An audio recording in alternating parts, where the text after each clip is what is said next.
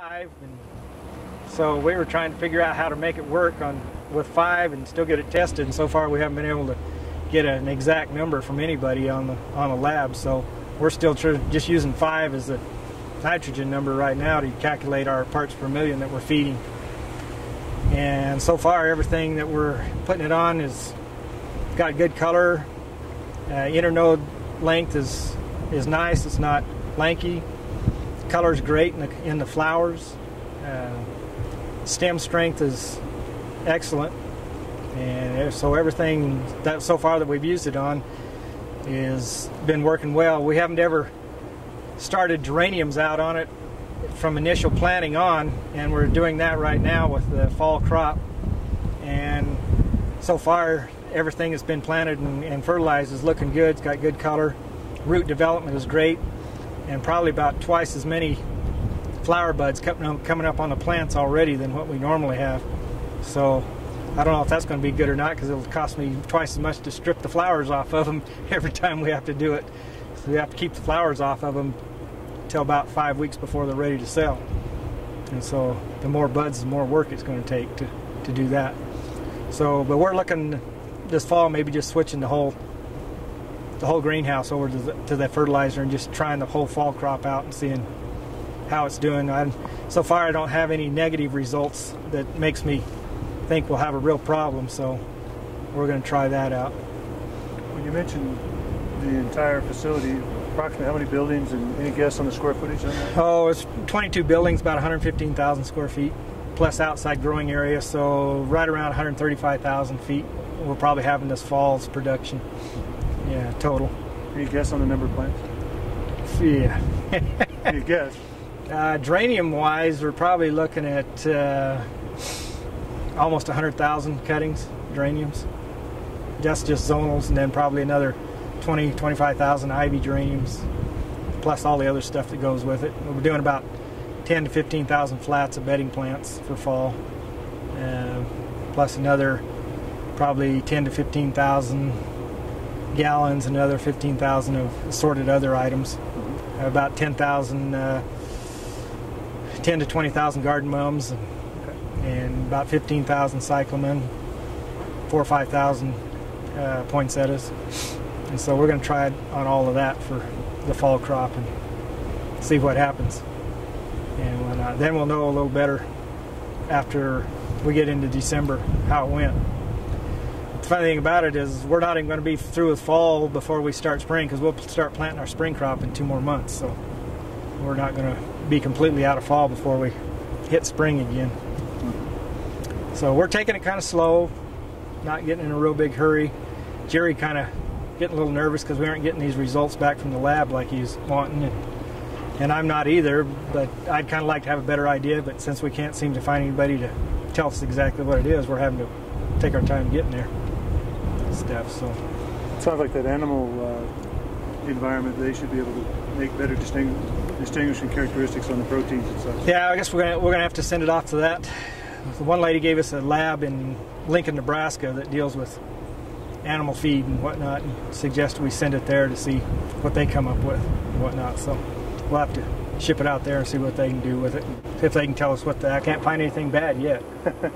I understand that you even thought maybe it might help with aphids on roses or something? Yeah, it seems like the plants that we've been using it on, I have less bug problem. I don't have we do have a little bit of aphid, but it's not near the population as in the other houses where it's not being used. And one of my girls that works here took it home, put it on her roses that were just covered with aphid, and she said in about 2 weeks there was nothing there, or the aphid was gone completely. So we don't know if that's part of the fertilizer or what, but it's been beneficial. I don't care where it's coming from. I don't care how it works either. As long as it does the job. And so we've been pleased with everything, and like I say, I'm pretty skeptical about changing. And of course Jerry, I didn't know, I thought there was some nut here trying to peddle fertilizer here.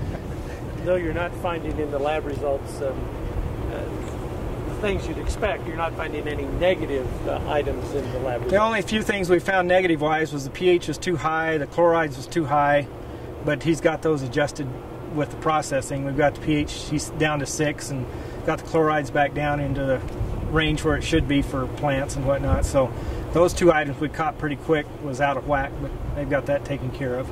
And the rest of the stuff seems to be working okay on everything else. So in these buildings, I assume you're using an injection system. Yes.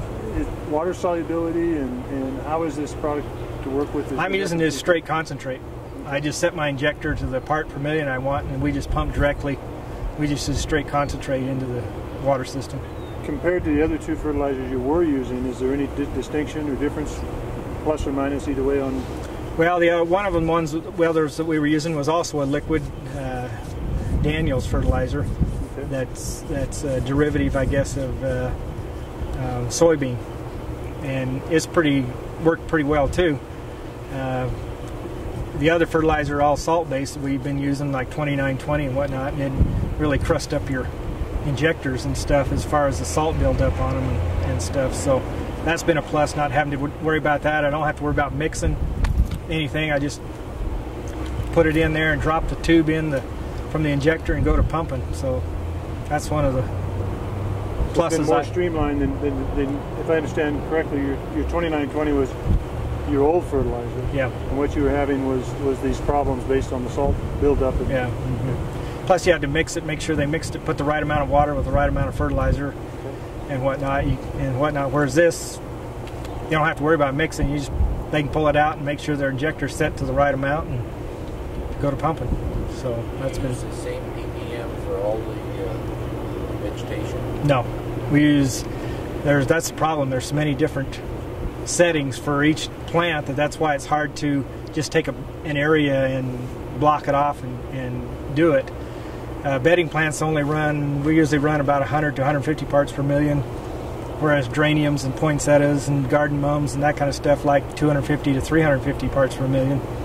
And so it's a little tough when your injection system covers the whole area. You have to keep switching back and forth, make sure you're watering the right things at the right time, which is going to require just sticking them in. We're going to have to buy another injector to be able to totally separate it out so we can have a little more control. But even when we've been short on like they'll be feeding 150 parts per million on geraniums when they should be feeding 350, it doesn't seem to have affected them as bad. Or even when I put 350 on bedding plants which don't like it, which makes them grow too fast, we haven't had a real problem with stretching like we normally would get. Be more flexible and yeah, it seems to be more tolerant and more flexible without getting bad problems and whatnot. So the feed seems to be more ready to the plant, even if the pH in the soil is out of whack too. It seems to be able to draw it up, even if the pH is high. Better uptake, basically. Yeah. I know when we last talked, Jack, and you mentioned something about watering and overwatering. Yeah, if you overwater a bunch, usually if you overwater stuff that's overgrown in the middle of the flats, you'll usually get botrytis growing and slime and stuff because there's no air circulation there, and so it just starts to slime out. But with the grower's choice that we've been using, we haven't had near that bad a problem, and I don't understand why it doesn't. We had overgrown petunias that were probably this big. And even in the middle, after watering them for 2 or 3 weeks at that size, weren't having a botrytis problem, and other things where we weren't using it were. So I don't know what the deal is there either.